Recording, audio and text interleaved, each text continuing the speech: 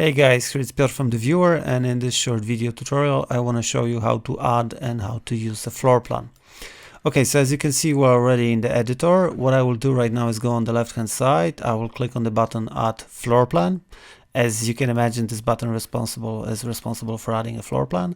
So now what I have to do is I just click here, and as you can see, we support JPEGs and PNGs. PNGs are pretty cool because you can have a transparent PNG. So this is what I will do. I will upload a PNG.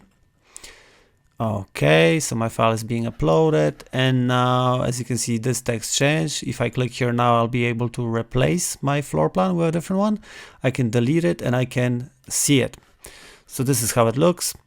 This is a transparent PNG. So now what I want to do in my situation, I want to add a hotspot on the floor plan.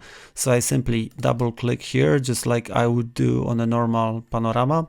Select the type of hotspot.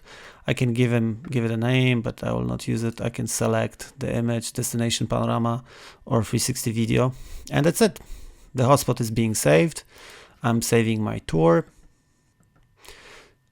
Okay, now this is my tour video hotspot sample. I know the name is confusing, but that's the one. So yes, so that's how the tours looks like. I can open the menu. This is the icon responsible for floor plans.